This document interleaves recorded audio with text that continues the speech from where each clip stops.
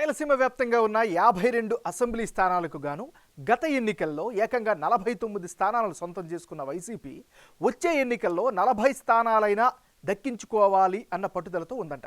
అందులో భాగంగానే అభ్యర్థుల మార్పులు చేర్పులు చేస్తున్నారంట. ఆ క్రమంలో అంతర్జిల్లాల బదిలీలతో పాటు పక్క రాష్ట్రాల నుంచి సైతం అభ్యర్థులను తెచ్చుకుంటోంది. ఆర్థికంగా బలంగా ఉన్న వారికి పెద్దపీట వేస్తోంది.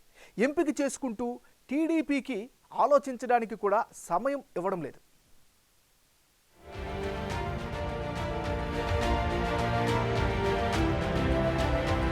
రాయలసీమలోని 4 ఉమ్మడి జిల్లాల్లో 8 పార్లమెంటు, 52 శాసనసభ నియోజకవర్గాలున్నాయి. గత ఎన్నికల్లో సీమలో వైసీపీ 49 అసెంబ్లీ స్థానాలతో పాటు ఎంపీ సీట్లన్నీ దక్కించుకుంది. రాష్ట్రంలో ఆ పార్టీకి బలమైన ప్రాంతం అంటే రాయలసీమతో పాటు నెల్లూరు జిల్లాలు ముందు వరుసలో ఉంటాయి. అయితే ఇప్పటికే నెల్లూరు జిల్లాలో అధికార పార్టీ సీన్ రివర్స్ అయ్యే పరిస్థితి కనిపిస్తోంది. దాంతో రాయలసీమ నుంచి అత్యధిక స్థానాలు సాధించి మరోసారి అధికార పీఠం అధిరోహించాలని భావిస్తోంది.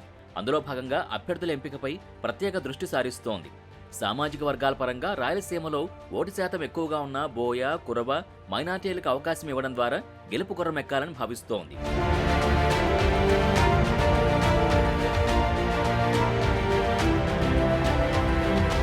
కర్నూలు జిల్లాలో మార్పు చేసిన ఎమ్మిగనూరు నియోజకవర్గంలో చేనేత సామాజిక వర్గానికి చెందిన మాచాని వెంకటేష్కు అవకాశం కల్పించిన వైసీపీ దాంతోపాటు ఆదోని నుంచి అదే వర్గానికి చెందిన ఒకరికి ఎమ్మెల్సీగా అవకాశం ఇచ్చారు.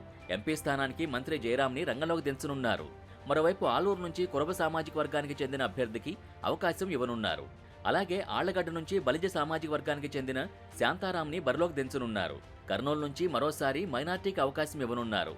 సిట్టింగ్ ఎమ్మెల్యే హఫీజ్ ఖాన్ని తప్పించి అక్కడి నుంచి మరొకరిని బరిలో దించే ఆలోచన చేస్తోందట వైసీపీ అధిష్టానం.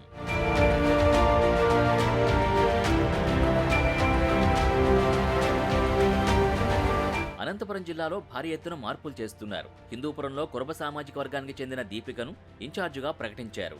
ముందు నుంచి ఆ స్థానంలో ఇన్ఛార్జిగా ఉన్న ఎమ్మెల్సీ ఇక్బాల్ని తప్పించి ఆమెను తీసుకొచ్చారు. దీపిక భర్త రెడ్డి సామాజిక వర్గానికి చెందినవారు కావడం కలిసి వస్తుందని లెక్కలు వేసుకుంటున్నారు. పెనుకొండలో సిట్టింగ్ ఎమ్మెల్యే శంకర్ నారాయణను తప్పించి ఆయన్ను అనంతపురం ఎంపీ అభ్యర్థిగా మార్చారు.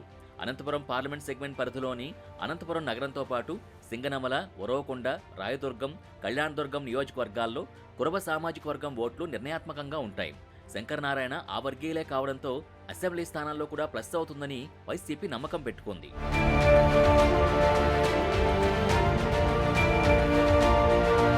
పెనుకొండలో ఉషా శ్రీచరణ్ని రంగంలోకి దింపారు. ఆమె భర్త రెడ్డి కావడం వల్ల ఇప్పటివరకు శంకర నారాయణ తీరుని వ్యతిరేకించిన రెడ్డి సామాజిక వర్గం తిరిగి పార్టీకి మద్దతు పలుకుతుందని భావిస్తున్నారట. ఇక కదిరిలో సిట్టింగ్ సిద్ధారెడ్డిని తొలగించి ఆయన స్థానంలో మక్బూల్ అహ్మద్ని ఇన్ఛార్జిగా ప్రకటించారు. పుట్టబర్తిలో బీసీకి టికెట్ ఇవ్వడానికి అభ్యర్థిని గాలిస్తున్నారు. బోయ సామాజిక వర్గానికి చెందిన అనంతపురం ఎంపీ రంగయ్యను కళ్యాణదుర్గం షిఫ్ట్ చేసి ఆ వర్గాన్ని ఆకట్టుకోవాలని చూస్తున్నారు.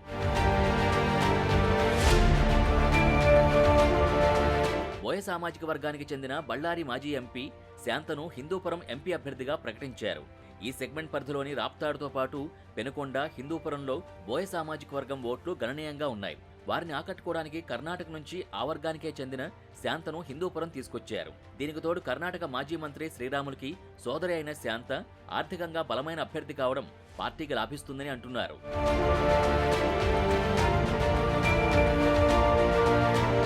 చిత్తూరు జిల్లాకు సంబంధించి ఇప్పటికే తిరుపతిలో భూమన కరుణాకర్ రెడ్డి కుమారుడు భూమన అభినయ్ రెడ్డిని, చంద్రగిరిలో చెవిరెడ్డి భాస్కర్ రెడ్డి కొడుకు చెవిరెడ్డి మోహిత్ రెడ్డిని ఇన్ఛార్జీలుగా ప్రకటించారు.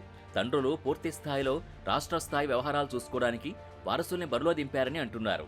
అలాగే మదనపల్లి సిట్టింగ్ ఎమ్మెల్యే నవాజ్ భాషాని మార్చి ఆయన స్థానంలో మరో మైనార్టీకి అవకాశం కల్పిస్తారట. పలమనేరు నుంచి బీసీ అయిన వెంకటేష్ గౌడ్ స్థానంలో కొత్తగా పార్టీలో చేరిన ఆర్యవైశ్య సామాజిక వర్గానికి చెందిన సుభాష్ను కానీ, బీసీ వర్గానికి చెందిన డీసీసీబీ చైర్మన్ రెడ్డమ్మను కానీ రంగంలో దింపే అవకాశం ఉందంటున్నారు.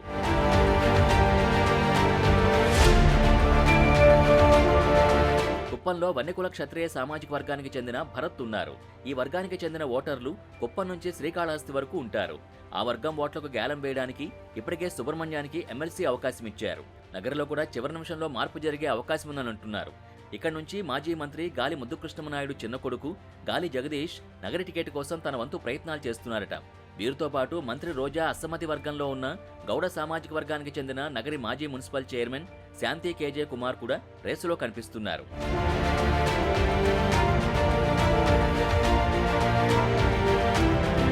కడప జిల్లాకు చెందిన ఎస్సీ రిజర్వ్డ్ సీట్లలో కూడా మార్పులు జరగనున్నాయట. యాదవ్ సామాజిక వర్గం ఓట్లని ఆకర్షించే క్రమంలో మైదుకూరు నుంచి సిట్టింగ్ అయిన రఘురామరెడ్డి స్థానంలో యాదవ్ సామాజిక వర్గానికి చెందిన అభ్యర్థి వస్తారని అంటున్నారు. ఇప్పటికే వివాదాల్లో చిక్కుకున్న సీఐ అంజు యాదవ్ భర్త పలుమార్లు సీఎంని కలిసి తనకక్కడ అవకాశం ఇవ్వమని కోరినట్టు సమాచారం. మొత్తం మీద సీమ వైసీపీలో సామాజిక సమీకరణాలు, ఫైనాన్షియల్ లెక్కలు గట్టిగానే పనిచేస్తున్నట్టు కనిపిస్తున్నాయి ఇప్పుడు.